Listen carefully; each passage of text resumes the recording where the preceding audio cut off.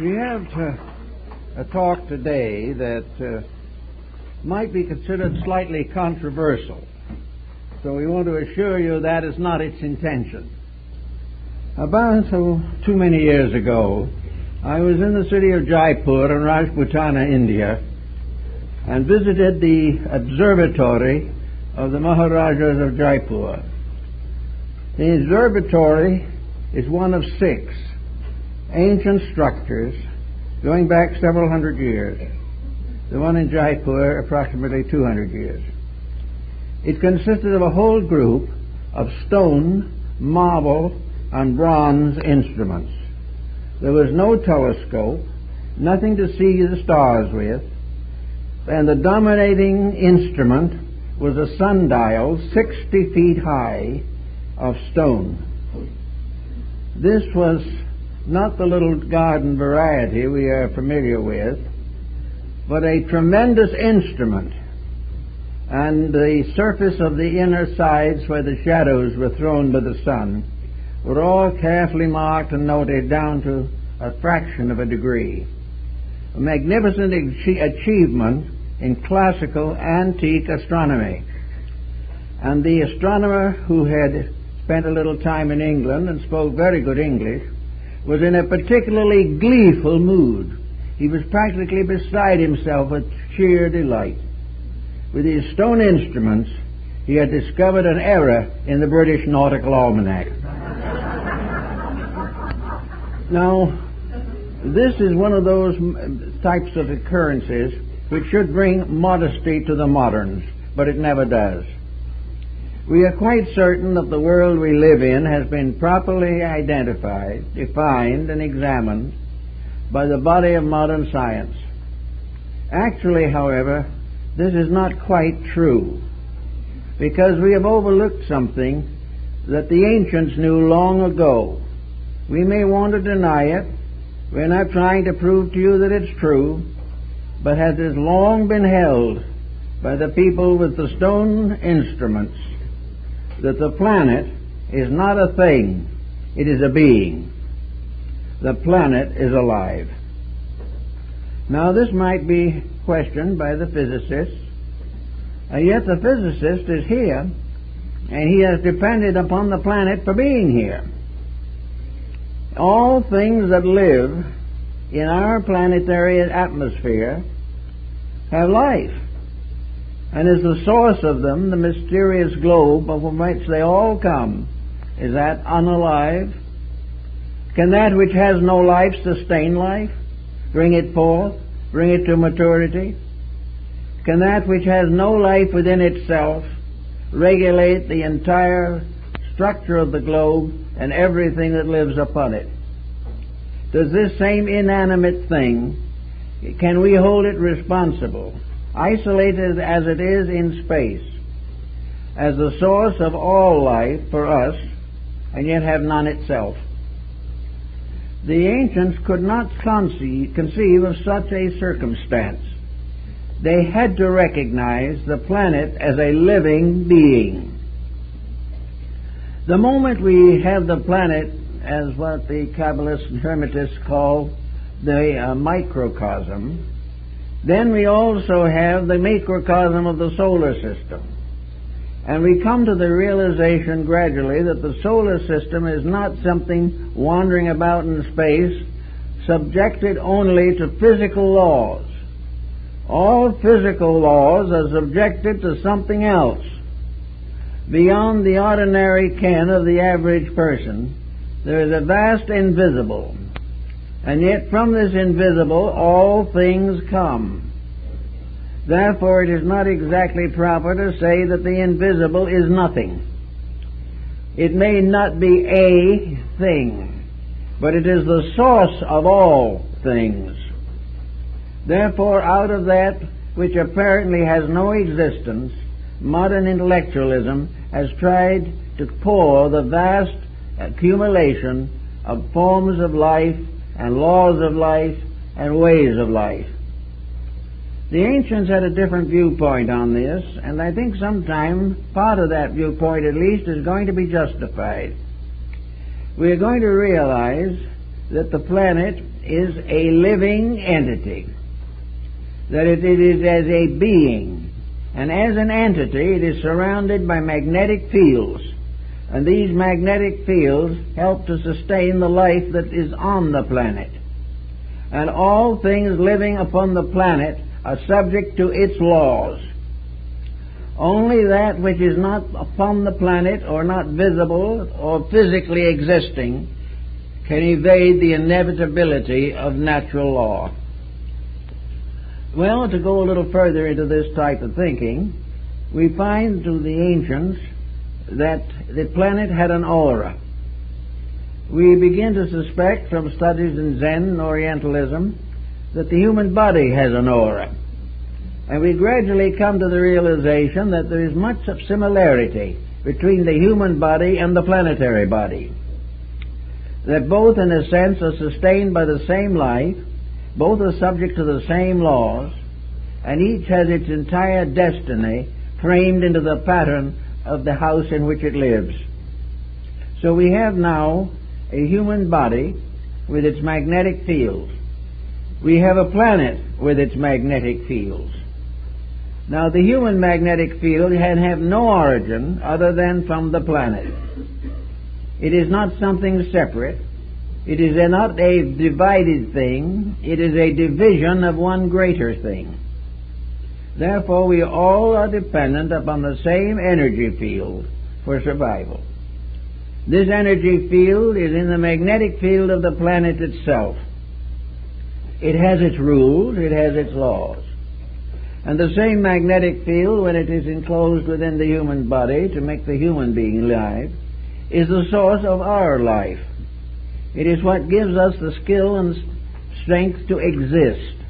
It helps us to unfold the potentials of ourselves. And every little atom that is within our bodies is dependent upon this great plan, just as surely as every human being is dependent upon the great plan of the planet on which we all live. Now, it also happens that there can only be one magnetic field, but it is infinitely diversified within itself, but never divided. Every human magnetic field is part of the world field. Every magnetic action of the human being is part of a tremendous field of interaction in the planet. Now we come to the problem, we might say, of the psychic fields of the planets, the human bodies, and all the different forms of life that exist within the visible ken of man. We have a realization at last that the magnetic field of the planet is that which brings us our own personal magnetic field. That all human beings are dependent upon one magnetic power to complete the manifestation of their own lives. This magnetic power sustains emotion, it sustains action, and is the final source of generation. There is only this one life, and we all share it. And because we all share it, and because it is all one in substance, the action of every living thing modifies that field. Every individual's contribution to life is either to support or to tear down the magnetic field of his own body, which by transference becomes a disaster to the magnetic field of the earth. In other words, our own emotions, our own thoughts are in common with others of our kind, but they also all arise from the energy fields of the planet. Now, what is a planet? Well, we have all kinds of definitions for it, but we know really very little about it, actually. The ancient Ayan astronomers of the Far East said that a planet is a fetus. A planet is a sun not yet born. Only the suns are born. The planets are all embryos. And they are all tied to their parent sun by a magnetic umbilical cord. And this cord is attached to the north pole of the earth, the magnetic pole. And the excretory system of the pole is the south pole. And energy is moving from the sun through all of these fields of magnetism and ensouls the earth with an energy which sustains all the flora and fauna and every living thing, including ourselves. We are all part of this unborn planet, a planet which is going to become born as a sun. And when it is, then it will create its own offspring and progeny, just as in the family of human beings. In nature, everything is generating, and everything that is generated is regenerated.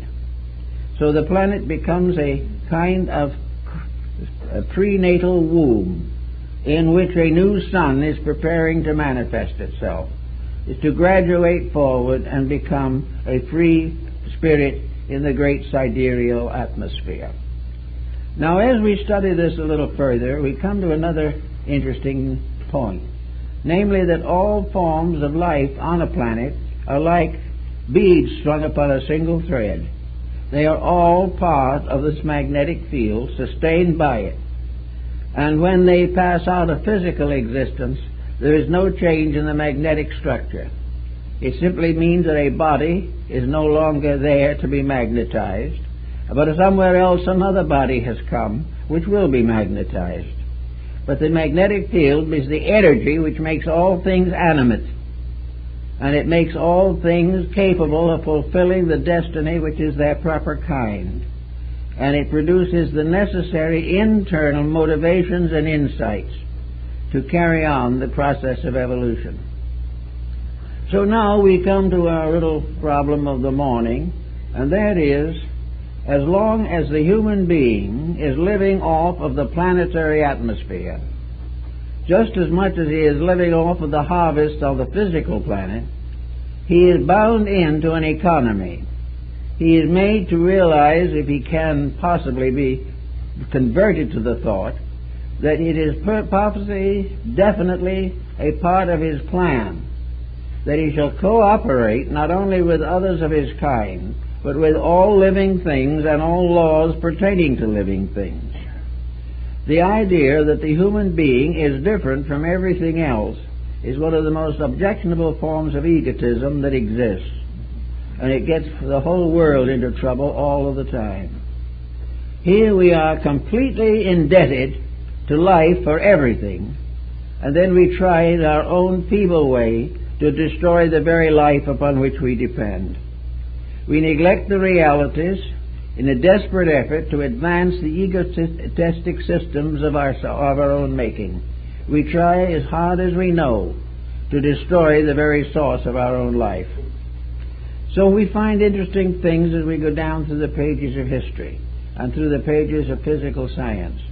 There is and always has been a close association between human conduct and the laws of nature. Man does not create natural law, and he cannot change natural law. Where he attempts to break the law breaks him. He is here to live through obedience, and through obedience to become absolutely unaware of law. When he doesn't break law, law is love. When he breaks love, love suddenly becomes law.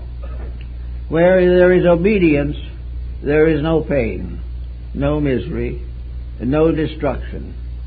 But where self-centeredness causes the individual to disturb his basic relations with the magnetic field of the planet, there will be trouble.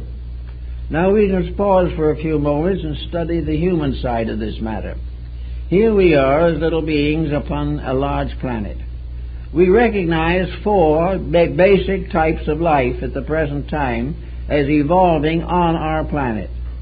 The first doesn't seem to be evolving much, but we call it the mineral. And we know the mineral does grow, and we know that the mineral does have life, and in recent years the study of crystals has changed our entire point of view concerning the contribution of minerals and metals and stones to the evolution of mankind. The same energy is locked in them and is useful if understood. The second type is the vegetable kingdom. And the vegetable kingdom is the basic source of our nutrition. It is also the most important of the seed factions in life. and all things are seeds except sons that are born. The earth, therefore, is a seed also, just the same as it is a fetus. Then comes the animal kingdom. An animal kingdom is evolving from its own rights and its own core. It has nothing to do with the Darwinian theory whatsoever. The animal kingdom is a major form of evolutionary life, and it is growing up just as the plants and the minerals are. And then the fourth type is humanity. Humanity and this planet has never been an animal, although it has passed through states of development which might cause a superficial examination of certain basic traits to bring up this speculation. Man is not a highly evolved anthropoid. Man is a human being and has been a human being for a very long time. But as a human being, he has passed through all stages of life, just as he recapitulates the human, animal, vegetable, and mineral forms in the development of the embryo, which passes through all the previous conditions before it comes into birth. But here we have on the planet, and in man now, a being that we can see. Man is something quite visible and subject to every type of mood you can think of. He is the most complex organism that we know, which only means that we don't know very much about any of the others. But the human being has sickness, he has pain, he has sorrow, he has lawsuits, he has wealth, poverty, and loss. He has everything you can conceive of. And these all manifest, exist, and develop or are retarded by changes in the magnetic field.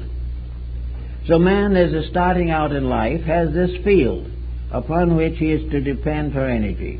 Now he can't destroy the field, because the field belongs to the planet and in turn belongs to the sun. And the major sun and all its other satellite suns are within the cosmic field.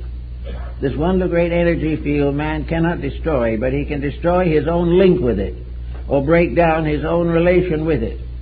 The more seriously he breaks this down, the more he becomes a victim of his own corruptions. Therefore, we may say, for practical purposes, that we are looking at a planet when we look at a human being. For in this human being there are all forms of life: mineral, vegetable, animal, and finally the human spirit itself. This field is subject to innumerable dissonances which we can recognize. We have the fearful person, whose energies are completely misused in agitation. We have the self-centered individual, whose ambitions divide him from the natural plan. We have the conventional misfit, who refuses to become a worker in any constructive area. We have all kinds of criminals, delinquents, and we have a vast mass of persons who drift along, do their day's work the best they can. All of this is part of a magnetic field condition. And as we look at the individual, we see various things happening to him. We see that, for instance, at certain periods in life, he may develop an acne, which will disfigure his face and embarrass him. The world can have an acne also. The world can be rheumatic. It can be dyspeptic. It can do all the things that the human being can do. The planet can get into trouble just as much as we can, but the planet gets into trouble just as the human being gets into trouble, because some creature is breaking or disturbing natural law. If we expect to be healthy, we've got to keep the rules right. If we expect the planet to be healthy and provide us with a living for untold generations, we have to treat the planet right. If we do not, we will be in serious trouble. Now, we are suffering at the moment from a bad case of smog. We have had a lot of smog around here. Why? Because of the intensification of industries, because we have had no thought or no consideration for common sense. With all the emphasis upon profit and fame and gain, we have allowed ourselves to create a condition that endangers the atmosphere of the planet. Now, the planet is made to take care of bad atmospheres. All planets are. all living structures have to prepare to take care of mistakes or faults or failings within their own structures. But in the case of mankind, we have a deliberate process over a period of centuries of avoiding all of the facts of life. Now, science has become a custodian of certain concepts. Science tells us that we don't need to worry about these things because there are no rules. The only rules there are physical. And these rules are amoral. They have no consequence resulting from good or evil. These rules do not care what we do with them. We can break them. It doesn't mean anything because they have no force or power or reality in themselves. This point of view has allowed us to get about as sick as any evolutionary structure has ever been. We are not aware of the fact that we are part of a world of moral value, and that the great magnetic fields and the various auric fields of energies are all keyed to a moral code. Every principal factor, every substance, every nature in the planet is either used or abused. If it is used, it strengthens. If it is abused, it weakens. And this is a very definite rule, regardless of what anybody thinks.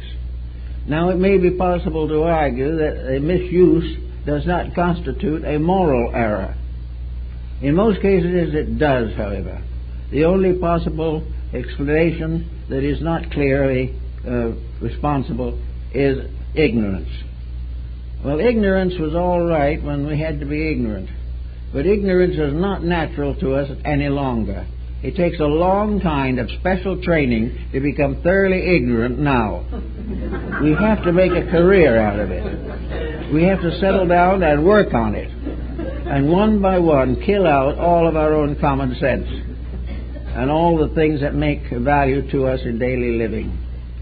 Because every one of nature's processes are keyed to morality. There is good and bad in all usage. And the good usage is the usage that nature respects, all which automatically supports, defends, and expands nature. Misuse is always a source of trouble. Now, we look back over the last several thousand years of history, and we find a long, terrible, terrifying account of misuse. Now, strangely enough, this misuse is not all due to ignorance. It is to a kind of ignorance, but it's the kind of ignorance we don't even want to talk about. It's the kind of ignorance which no one should really suffer from anymore. But it still dominates human life and dominates the various industrial and economic processes of humanity. It even has gradually infected some of the animal kingdom, but the animal kingdom has not yet developed the great malady of ambition. Now we are here on this planet with a toxic atmosphere. This toxic atmosphere is making many of our communities difficult to live in. Now, why do we have this toxic atmosphere? It is because we have focused all of our attention upon certain projects which in themselves are of no interest whatever to nature. The solar system doesn't care whether we build more electronic plants or not. If we build them and use them wisely, nature allows it to happen. If we build them and use them unwisely, they destroy themselves because they are at variance with the motion of infinite and inevitable reality. Therefore, everything that we do should be to find out how to do what will protect us from our own misuses. And this is where we have to come into the problem of nature. Every bit of energy that we misuse is derived from our energy pool. It is the energy of the earth, and it is the energy which the earth finally takes from the sun itself. Everywhere we have rules of usage. Usage which means growth. Usage which means a better life for all of us. But the individual who expects to enjoy the products of right usage must not break the rules, or if he does, he finds himself picked up and carried along by a chain of retributions which he does not want to face, but which he will have to face. We at the present time have forgotten completely what the human being was supposed to do and be. A study of the invisible magnetic fields of the human body are very important. We can see how the moods and attitudes and convictions of people change the coloration, which is a symbol of the psychic energy of that person. We can see what thunder and lightning comes from in the human being, a temper fit, an unpleasant occurrence, a cruel or unkind word, and the magnetic field of the human being changes color. Forms arise in it, vibratory patterns, which become the basis of physical disorders. The individual with the temper fit has already polluted his own atmosphere. He doesn't have to wait for the smog to do it, he does it himself. Every time he goes into some kind of a mood which is destructive and dangerous to the common good, he has created this mood himself, and it is turning about on him. And there's not a little atom, cell, or molecule in his constitution that is not going to suffer from his nasty disposition. Now, we can keep this studying, and we can find disease after disease that will arise inevitably through the corruption of the energy forces which maintain health. Yet we find it's more simple to try and pass over all this lightly. We don't realize, however, that it is also pouring into the planetary body. We've noticed lately, and there's been a considerable emphasis, and it was among ancient peoples also, namely the importance of the purifying of the atmosphere through religious conviction. Nearly all ancient people had rites and ceremonies for purification, for the purification of the body, of the mind, and purification of belief. Also, nearly all religion was aimed at one thing: making the powers that be, happy and contented. The moment the individual begins to practice value, this value shows up in his own magnetic field, and from that reaches over to become an enrichment of the whole magnetic field. Whenever the world produces a great teacher or a great leader or a great idealist, the whole of humanity benefits. The moment the individual corrects his own faults, the whole of humanity benefits. And as more and more people do this, so the world benefits. Everything depends upon the direction and use of these magnetic forces. And the individual has to control them, and the power that in him that controls them is the power of moral force, the integrity of the person, his unwillingness to compromise his principles. Now we are looking forward to a very good example of the present problem. The world is at a very nasty point in its history. Nearly everything the human being has invented, devised, or publicized has been in some way corrupted. It has been used for exploitation and not for common good. Practically every ideal and motive of the human being is self-centered, and this makes a vast amount of difference. Here we have approximately 6 billion people incarnate at one time, and that amount of misuse of a basic natural energy is bound to have very serious consequences. You cannot break rules that much and that often and not have trouble. And we're proving that right now. We are proving that half or more of the planet is in a state of bordering on war, that the economic condition is terrible, that racial hatreds and animosities are dominating everywhere. And all these things are followed by what? The worst weather we've ever known, volcanic eruptions, tidal waves, cyclones, and all types of malaise, we'll say diseases, epidemics, and all this type of thing.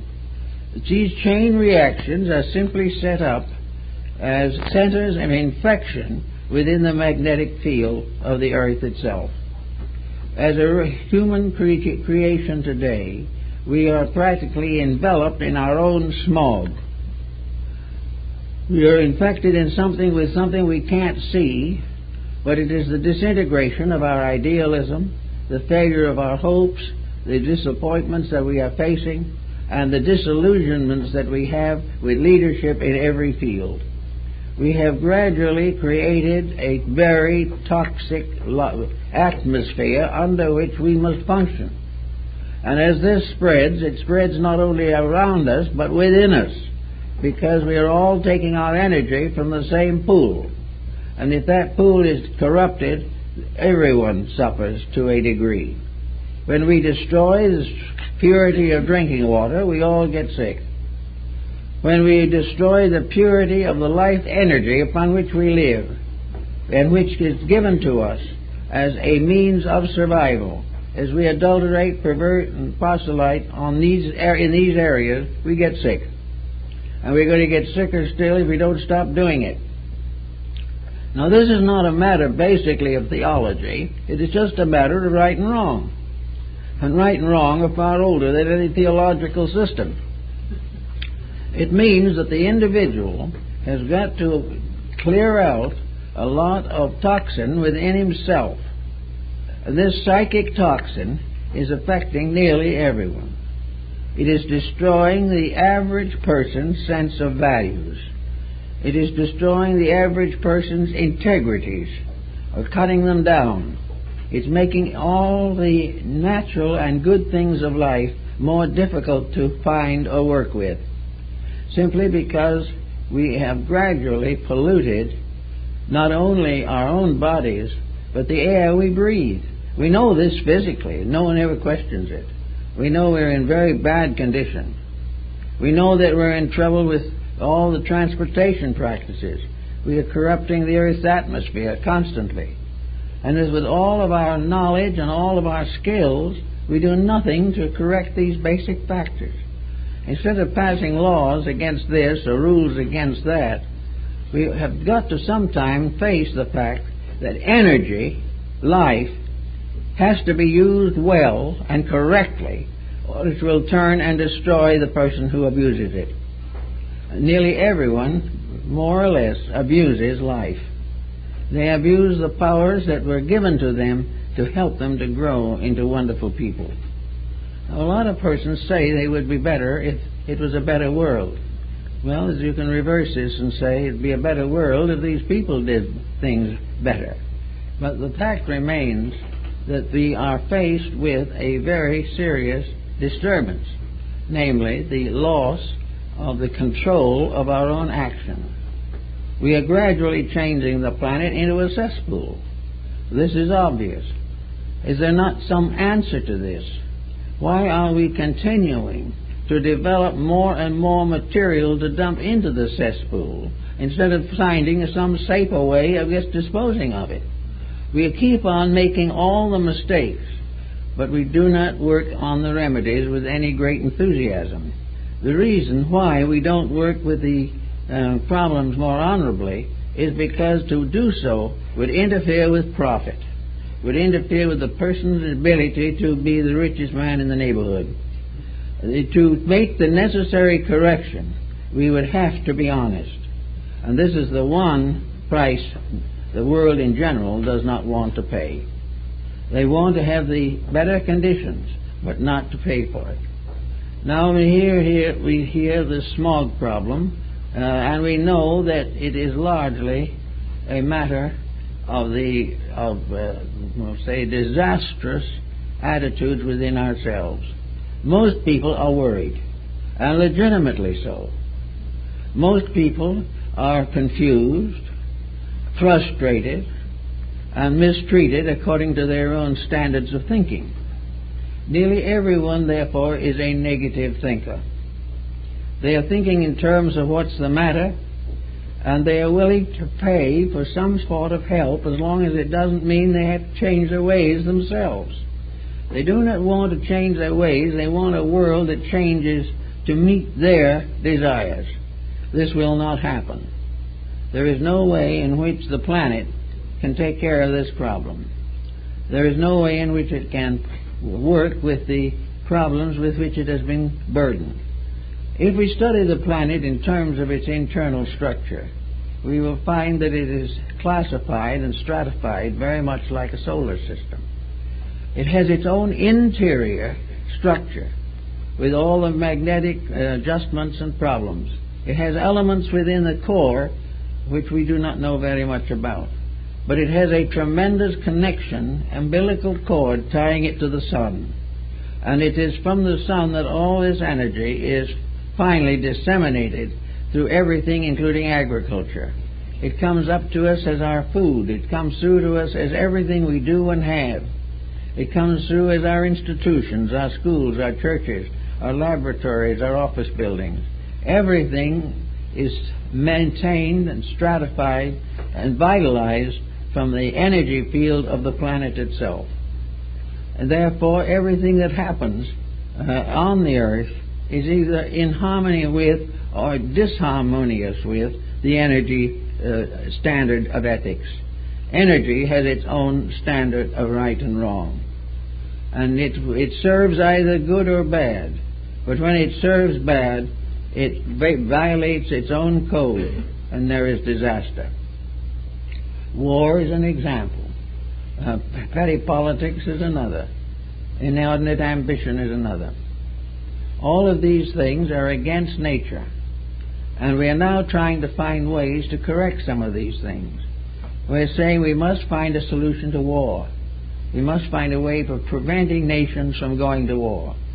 We must find ways to even out the life standards of people so that abject poverty does not exist side by side with great wealth.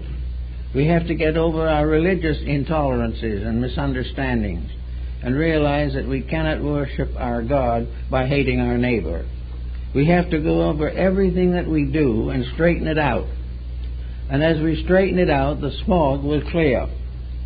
As we straighten it out, we will discover that the smog is really obscuration. It is the gathering up, as in physical smog, of fumes, of neglected things, of misusages of one kind or another. It is built up of unused wastes that are not properly disposed of. We are not working really now to prevent these wastes. We are working to find some way of disposing of them. The ounce of prevention hasn't come into our mind as yet. But it has to come in, because this is a small planet. We are not one of the big ones, not one of the major ones. We are just a very moderate-sized one, which means we have to take pretty good care of it. It is, however, wonderful in some ways. Imagine that one little ball, only about 8,000 miles in diameter, is able to maintain a population of 6 to 8 billion people. Will be able to take care of even more than that. The 7th billion is on its way. But it will have the power to produce the food. It will have the ability to contain and sustain the problems of twice its present population level. But only if it is done right. We cannot make mistakes forever and never reap a disaster. To make the planet provide us with what it can, to make all the natural processes work, to have the chemistry, the wood, the art, all of the different sciences, the religions and cultures, to have these things flourishing constructively, happily and together, we have to change the basic way in which we estimate these things. We're going to have to begin to use instead of abuse the resources of the planet. No one is thinking much of that. One of the days we think of it, we always say, well, maybe by that time we'll get a spaceship so we can go to a different planet and start over again. We're not really satisfied just to ruin one planet. We'd like to get a chance at the whole solar system. And even that would not take care of the ambitions of some people. But actually, we've got to solve it here. because when we solve it, we grow up and become people. The great mystery of humanity is very simple. We've got to learn to work together. We've got to learn to protect each other from each other.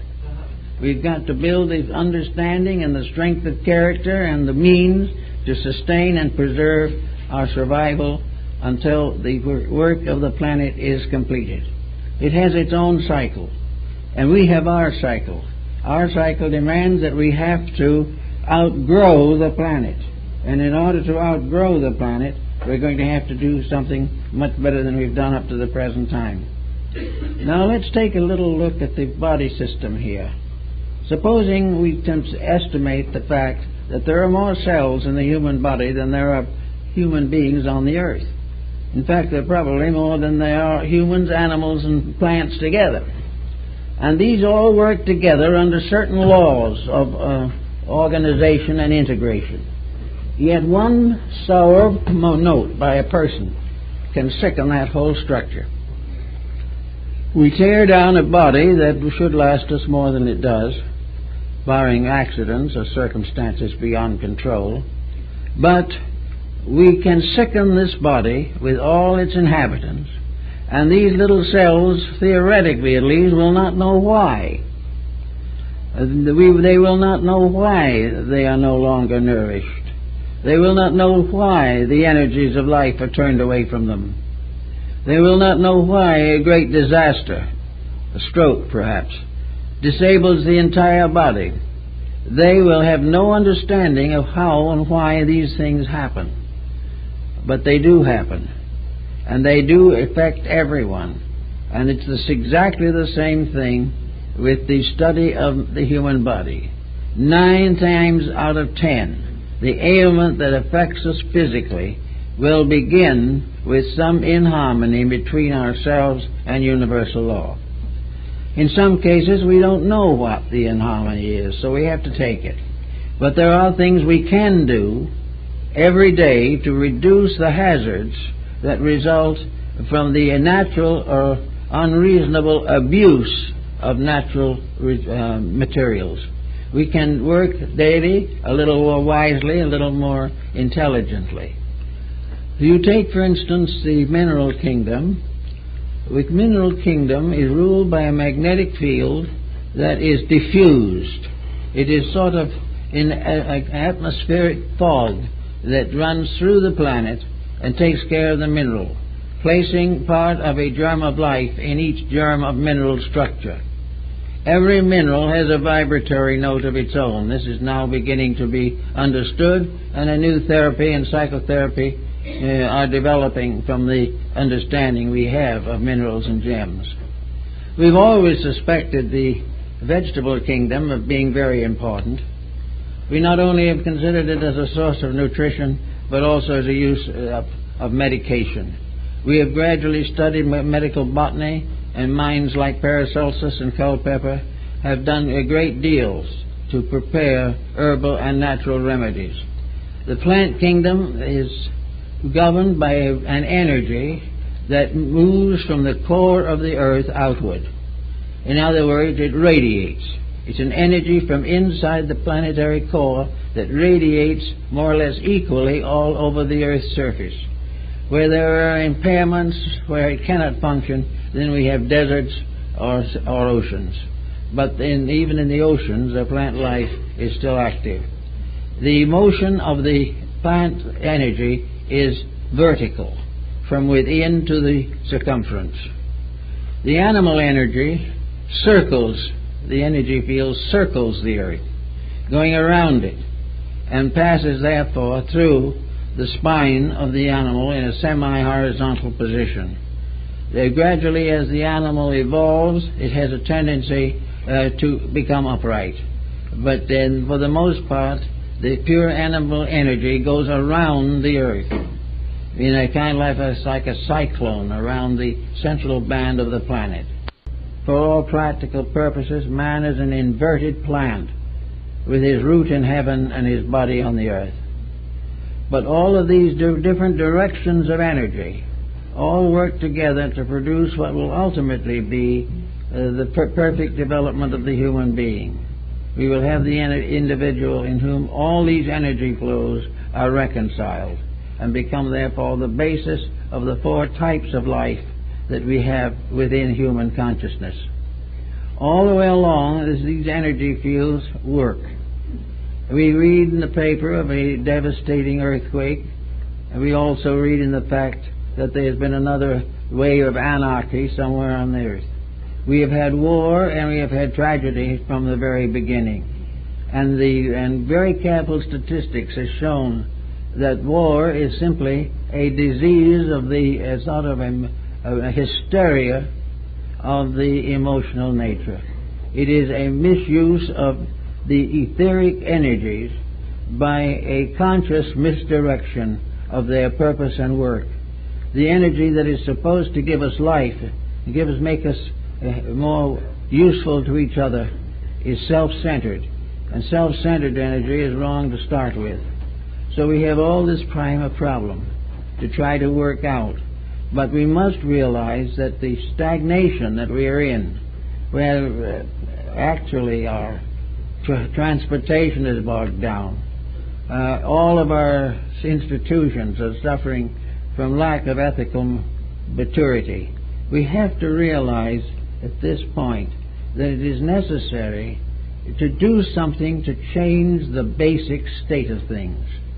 It's not going to be enough to redo the curriculum. It's not going to be sufficient to open a new church. It is necessary for us to realize that the energy fields of the earth are honest, and that only the honest use of them can prevent misery. The more we use natural resources for selfish purposes, the sicker the planet is going to get. And the sicker it gets, the more we're going to cry out against heaven for being unkind to us. Actually, we are not here on a matter of kindness or unkindness. We are in this world to learn. We are here to learn how to become in due time the sources of new worlds in space.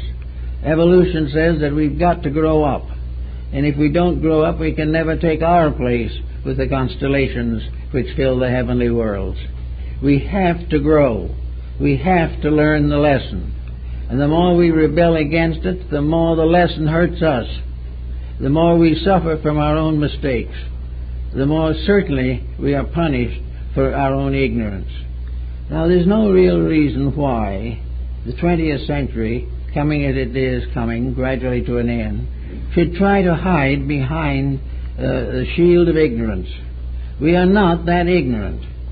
We are really perverse for a reason and a purpose. We do not wish to become honest until something makes us choose this as the only possible way out.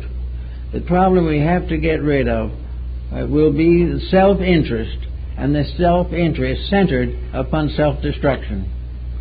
We seem to feel, and do feel, that what we want to do, we must do. But the time will come when we will also discover that these things that we feel that we must do, that are not right, we must not do, because they are destroying us. We're going to have to recognize that we either have to be good children or we're not going to be here. And nature has wiped out many civilizations before this one. The real purpose of all growth is to unfold and enlighten inner living, to become more and more suitable for the divine destiny for which we were intended.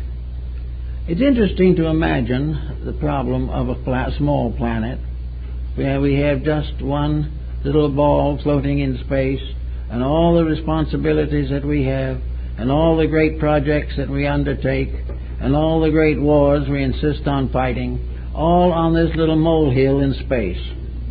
Something that is hardly possible to find with a middle-range telescope is the source of the entire existence that we know of. On this little ball we are living and dying and having our being. We are building our empires. We are going through all the wonders of a small boy in a sandbox. We are going through all these things without the realization that they have nothing to start with. If we took the values that are on Earth at the present time and divided them evenly between the population of the Earth, we'd all come out with just a few dollars. We have nothing to understand this with. We do not recognize that we are wayfarers on a little ship on a great ocean, that there is no problem as to how great we can be. The question is, how can we make the journey on this ship a lovely journey? How can we spend our time growing and being friendly and being kind as we swing through space at thousands of miles a minute? All of the great empires, all of the great monopolies, all of the great combines that we fashion economically are ridiculous things. They're like children in a dollhouse. The facts of the matter will always remain that all these ambitions come to the same end, and yet we never seem to grow. Now, why is it that we keep on making the same mistake? Why do we take the energy that we were given to grow with to use it to destroy each other? Why should we miss the gorgeous opportunities that we have of enriching the inner life of the individual? Entities are brought into embodiment on a planet in order to grow. They're here in order to be better, to improve, to make new, unusual spiritual relationships. They're here to grow. They're here to find a garden and leave it a garden. They're not here to find a garden and leave it a desert. This little planet is so inconsequential that even if an individual could rule it, he wouldn't be ruling anything. He would only have a lot of trouble and be few of days. There's nothing to it. And we just can't realize that nature itself has said, "Thou shalt not be ambitious." Nature says this. And yet if you say that today in the business world, you'll be subject to ridicule and persecution. Of course you have to be ambitious. You have to do the things that will help to advance this great cause of ours, the industry that we have built up, largely to impoverish our natural resources. No one is thinking about what we owe nature. We're all trying to claim what nature owes us. And what it really owes us at the present time is a good spanking. If we try hard enough, we will ultimately get it. So here we have the smog of our discontent, the smog of our debilitated resources, the burning up of our timbers, the exhaustion of our coal, the blazing away with our petroleum resources, everything going to waste at full speed, probably on the assumption that it'll last long enough for us to get out and then let it all fall on our descendants. Our descendants, on the other hand, will probably have their own problems. They don't need ours. What we have to face now is education. We've got to clear the air. We've got to find clear air to breathe, which means we've got to have clear thoughts to think with, that we have to have honest emotions to feel with, and we have to have simple and honest labors to work with. All of the overtones, all the drama, all the great fortunes and so forth are futilities. They are nothing but a group of tiny little creatures believing they're big on a moderately small planet somewhere on the edge of infinity. There is nothing to it. And there's no reason we shouldn't be happy, because the happiness is just as big on a small planet. We are perfectly capable of a very harmonious, useful, pleasant way of life. Nature has intended it to be that way. But when a few individuals get grandiose complexes about things, then everything gets into trouble. So we're now gathering up a kind of Malaysia that we never had before. We're going to psychiatrists to find out what's the matter with us. We're discouraged, we're tired, we're worn out, we're disillusioned. We fear the future. We don't trust our representatives. We don't trust ourselves. And we know that our neighbors are out for what we have. So we have absolutely a life that is nothing but a mass of negative, subjective anxieties, which we can call psychic smog. It's that we are not able to live in a daily happiness consistent with good health and the pleasantries of daily existence. We have created for ourselves a worry that takes up in the morning and stays with us till we go to sleep, and because we can't sleep, we have to take sleeping pills. All of these things over something that has no substance, no reality. Nature did not intend us to compete. Nature does not demand competition. The idea that it does so demand is purely an interpretation by the individual of phenomena that he does not understand. We are all here to be one more or less contented group, living within the means of our creation. The planet is not going to get any bigger. The problems are not going to get any smaller unless we make them smaller. And when we can really go to bed and have a night's sleep without fear and without worry, and wake up with a clear head to do the things we really want to do, the smog will begin to clear. It is absolutely impossible to go on with the excesses that are now bothering us. Transportation has become so difficult in many parts of the world that it is practically not possible to get anywhere anymore. A man in the Ukraine, not long ago, is said to have wanted to get a new tire for his car. So to get it, he had to go to a town about 60 miles away. So he told the station master to give him a ticket to this town. And the station master handed him a ticket for 30 miles. Well, he said, I'd 60 miles to get to that town to get my tire. The station master said, yes, but the line is already 30 miles long and you have to get at the end of it. And that is not as much of an exaggeration as it sounds. Everything we are doing is simply blocked. In a few years, at the present rate of time, we will not be able to drive a car. We are in the same way in our entertainment field. It is ceasing to entertain. There's barely time enough on the air now between advertisements for a few flashes of some kind of a picture. We are completely bogged down. And the only way we can get out of it, first of all, is personally. We get out of it personally by simply not cooperating in any case where we can get away from cooperating. We can not do many of the things that cause this problem. We can be more articulate in demanding what we want. We can be more specific in failing to cooperate or no longer being willing to cooperate with things we don't believe. We can gradually make major changes within ourselves, and our own smog will begin to clear. We won't worry so much about life if we are not contributing to the worry. And if we get to live a little better ourselves, and a little cleaner and a little neater, why, things will improve. Now, several civilizations of the past have made the effort to try this, and so have several great philosophical systems. The effort has been to simplify life.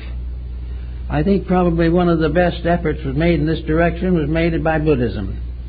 It was one of the religions of the world which did not emphasize the importance of success. It made it most important for the individual to see the reality of life in the simple things of daily living. It was the purpose of Buddhism that the individual should gradually relax away from the artificial attachments with which he has become so familiar. The hindrances, as Buddhism calls them. The hindrances of ambition. The hindrances of fear. All these things by means of which we attach ourselves to the burdens of a material existence we have ruined ourselves. There are other faiths and other beliefs that we can use also, but the main purpose is to simplify our own personal beliefs and our own way of life, so that we do not contribute to these difficult problems that have made such a mess out of our world history for so long.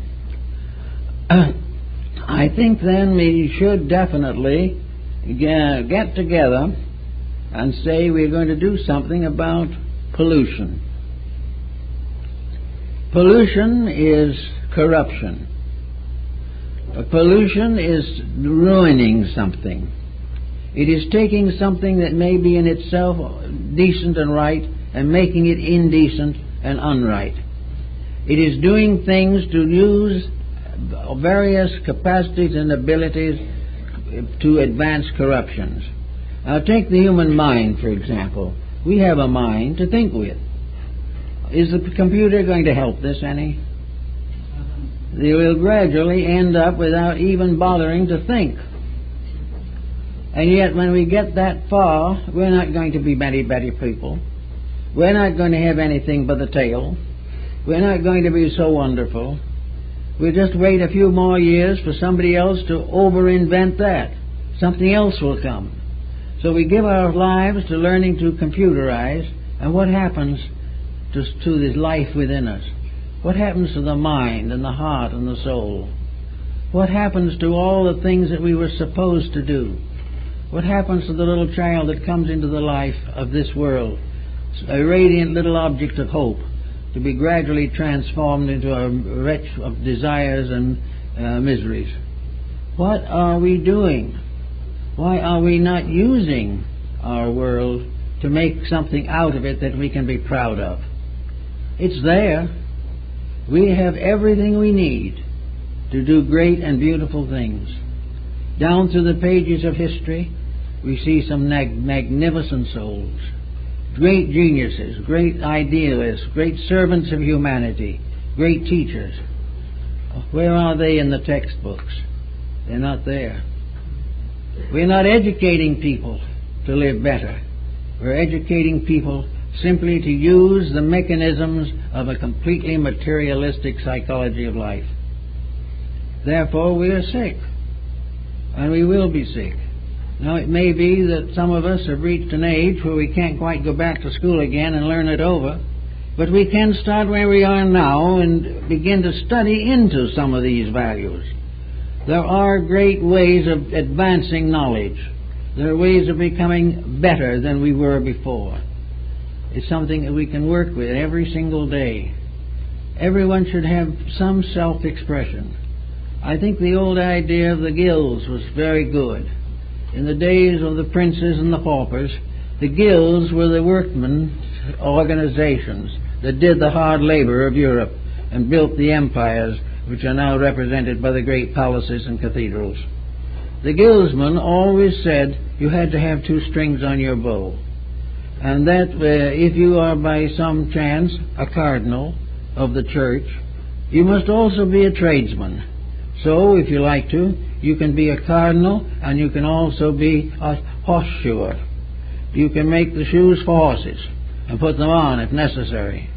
Or you can become a great scientist of that time, physicist or something of that kind, and as your sideline you are a baker, making hot cross rolls for the customers. You are supposed to do two things, because you must have variety in life. And the individual with his nose tied into one thing is a danger to himself and everybody else. We have to have variety, and our present Mayor wife penalizes variety. It tells us we must stay with the one job until we are too old to do it. If by chance we get so rich we don't have to do it, we still haven't learned the second trade and have nothing to do but waste what we do have. There are rules that can be taken out. There's some wonderful rules out of the past for teaching people to think now and to think straight and to get rid of all these pressures and miseries that are afflicting so many of them. We are all under the ban of this pressure. So we watch. We are watching the weather right now. We have told how unseasonal it is, how the crops of the Middle West are being devastated by drought. And on the other side of the world, bombings, explosions, fighting, everywhere arguing and struggling, and everywhere a deep psychic disharmony. We call it smog if we can. A great fear, a great anxiety is resting upon the face of mankind. We are fearing the worst, not because some angry deity is going to do it to us, but because we haven't sense enough not to hurt each other. The time has come when these things have to be changed, because if this smog continues in our own soul, we will find the atmosphere of the earth may be so polluted that humanity can no longer function here. Because fear and anxiety are a form of pollution. They will destroy the life of a human being if they give into it too deeply. And they can destroy the life of a planet. This planet is really a lovely thing. It is a gorgeous little bubble floating in space. One of the most magnificent mysteries that we ever attempted to solve, and we're probably not going to solve it right away. But it is a solvable mystery. And we are always adventuring into the wonders of this world. Here's a chance to grow in harmony with nature. Why not grow with it instead of against it?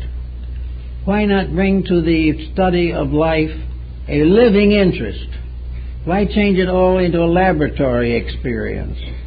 Why be so constantly concerned with cells and atoms and so forth, and forget the wonders of a world of realities about which we know literally nothing? All that world that is behind the veil of ideals is unknown to most people. We live only in the commonplace, and yet the commonplace is only the shell of a magnificent mystery. It's time now to begin to think about some of these things, to get our minds above the smog level.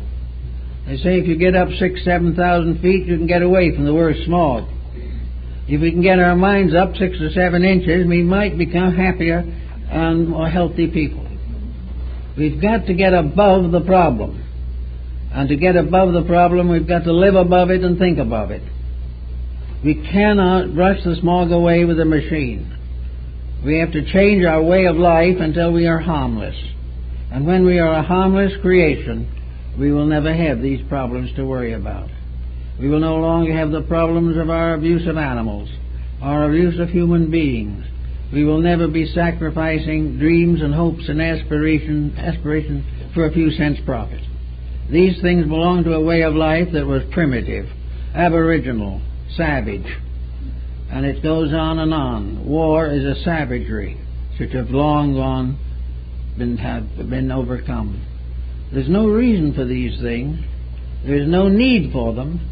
There's just the fact that the individual doesn't try to use the powers with which he has been endowed. I think one of the most fortunate things we notice now is more and more people are turning in search of value, searching for something beyond what they have known before. Something will answer some of their questions.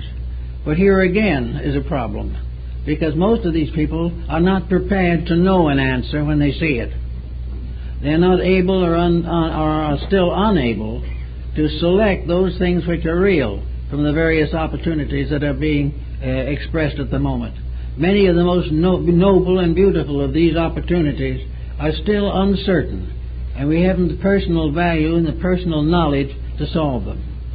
How a great human family can have come down through the ages to the 20th century and not be able to discern integrity, not be able to measure or face honesty, and not to know what truth is when they see it. These things must be corrected. There's no need for them to go on like this forever. They can't go on forever. Unless we do something about it, we're all going to be the loser. We hope desperately and definitely that the new century is going to bring us a lot of answers. I think it will. There is a new way of life coming. The gradual revolt against stupidity is taking momentum. Now, one thing we have to realize is that when these changes come, there may be a few discomfitures. The individual who has been living entirely in false patterns will probably be disconcerted for a time. But we must also learn to face change as the most important thing in the world.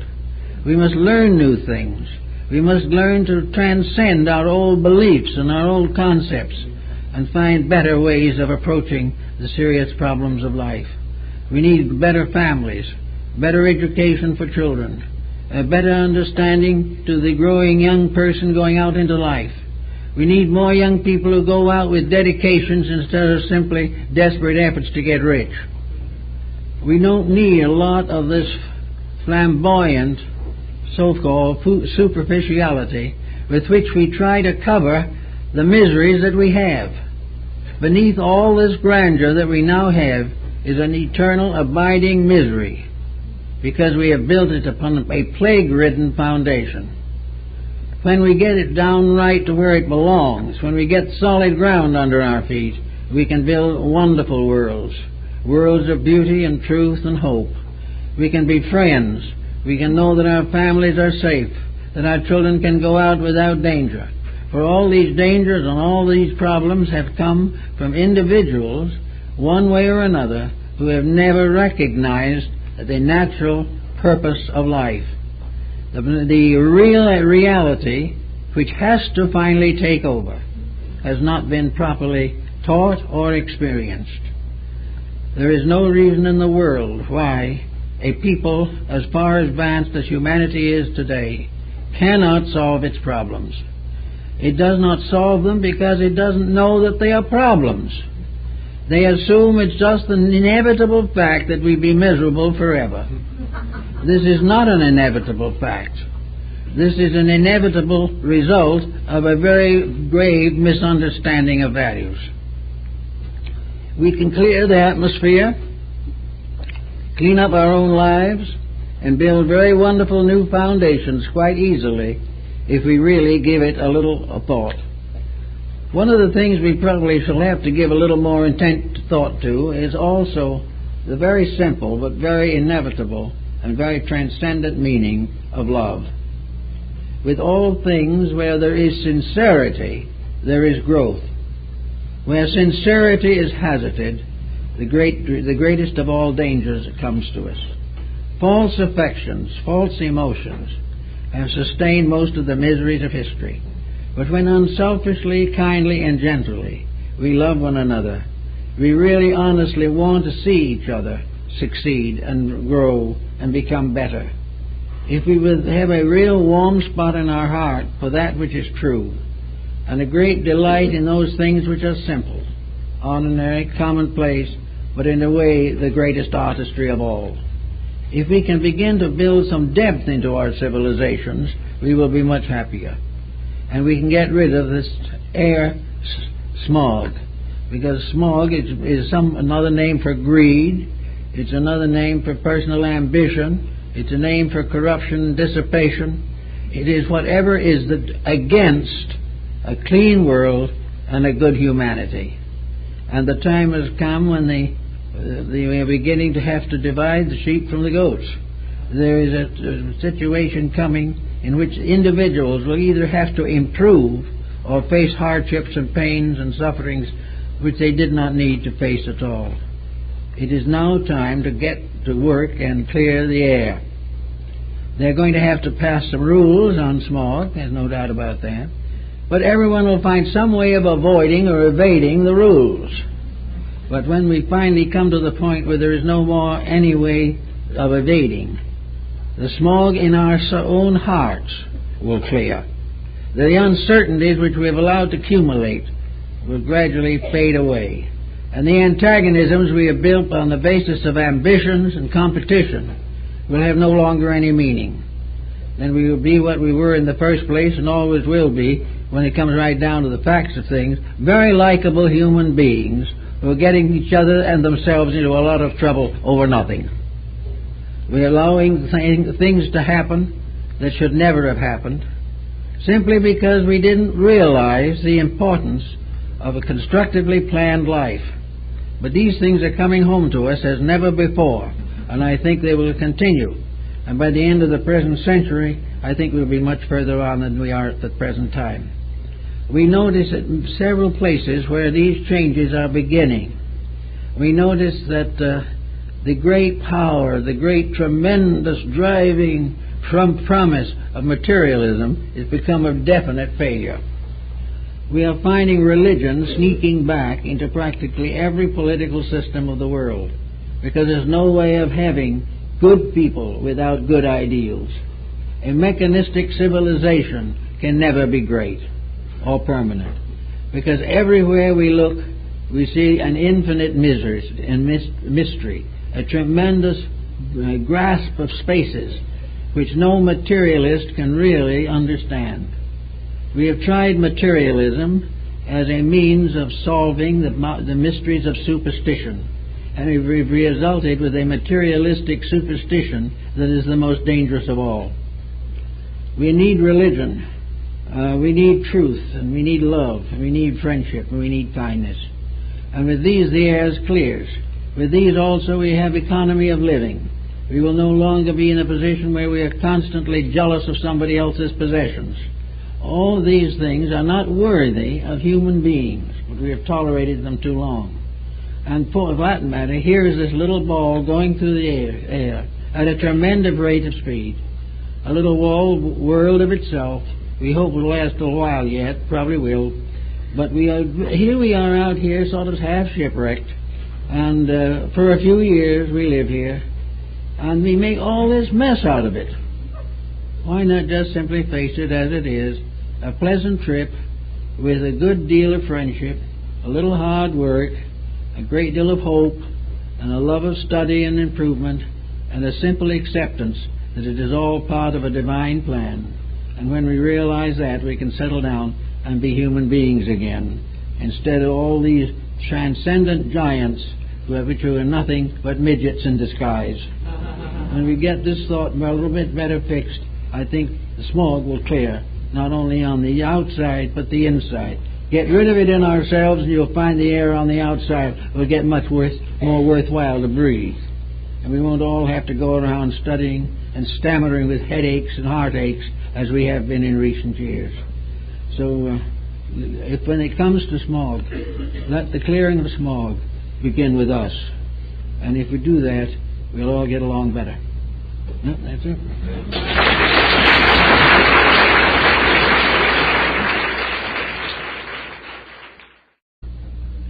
Now, what is a planet?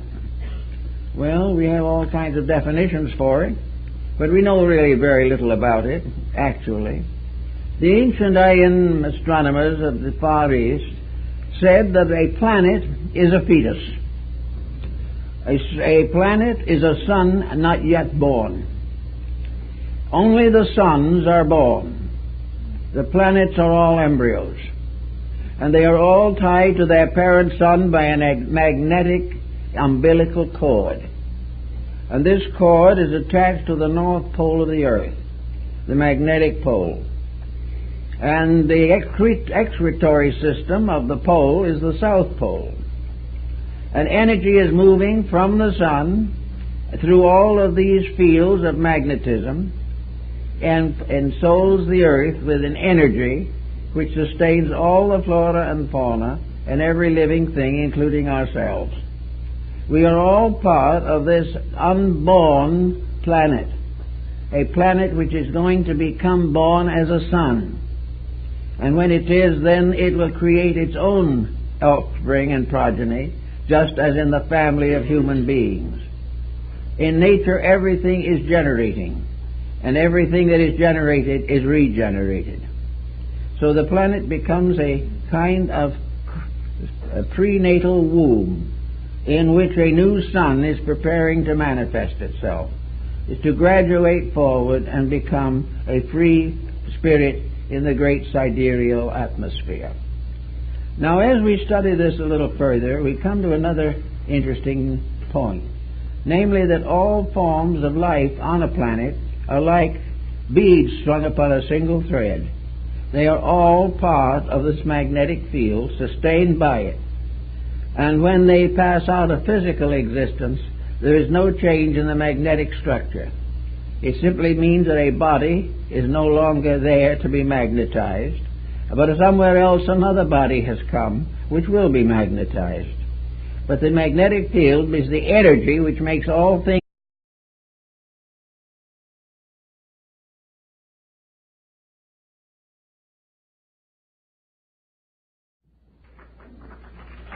We have a talk today that might be considered slightly controversial. So we want to assure you that is not its intention.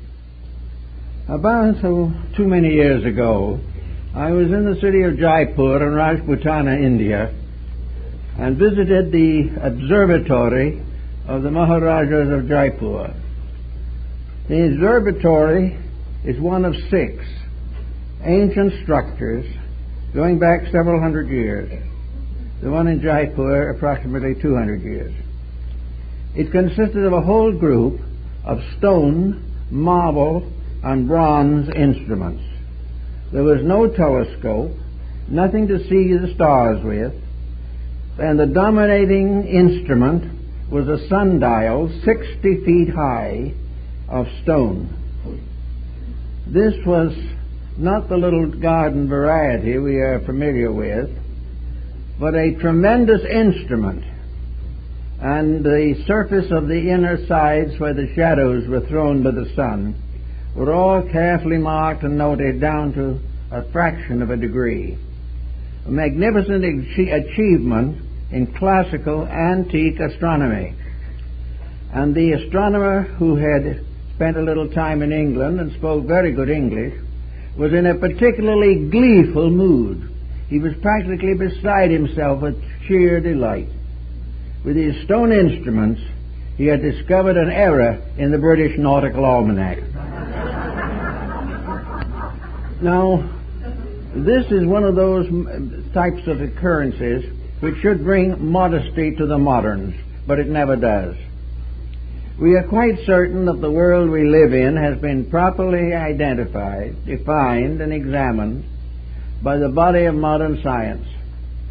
Actually, however, this is not quite true, because we have but it is the source of all things.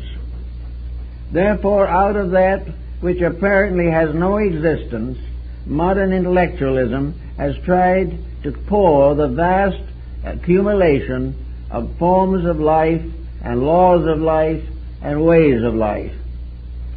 The ancients had a different viewpoint on this, and I think sometime part of that viewpoint at least is going to be justified.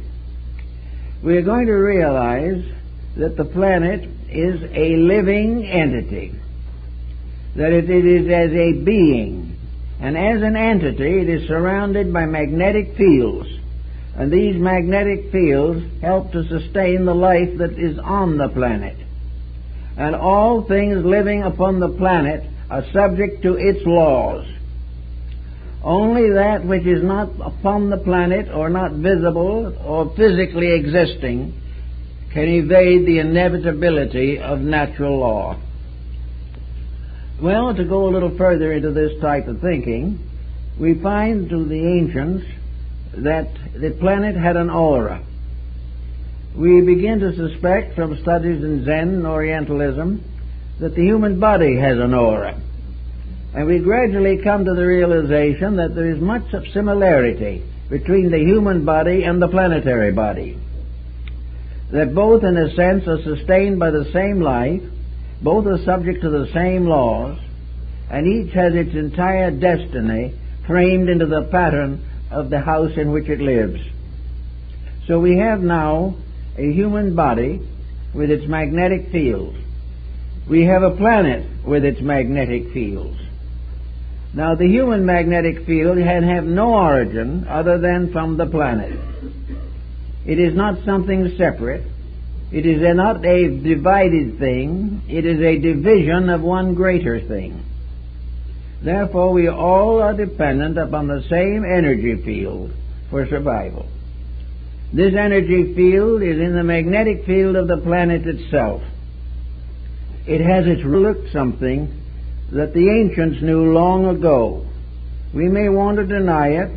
We're not trying to prove to you that it's true, but has long been held by the people with the stone instruments that the planet is not a thing, it is a being. The planet is alive. Now, this might be questioned by the physicists, and yet the physicist is here and he has depended upon the planet for being here. All things that live in our planetary atmosphere have life, and as the source of them, the mysterious globe from which they all come, is that unalive? Can that which has no life sustain life, bring it forth, bring it to maturity? Can that which has no life within itself regulate the entire structure of the globe and everything that lives upon it? Does this same inanimate thing, can we hold it responsible, isolated as it is in space, as the source of all life for us, and yet have none itself? The ancients could not conceive of such a circumstance. They had to recognize the planet as a living being. The moment we have the planet as what the Kabbalists and Hermetists call the microcosm, then we also have the macrocosm of the solar system. And we come to the realization gradually that the solar system is not something wandering about in space, subjected only to physical laws. All physical laws are subjected to something else, beyond the ordinary ken of the average person.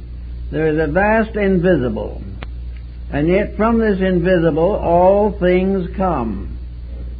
Therefore it is not exactly proper to say that the invisible is nothing.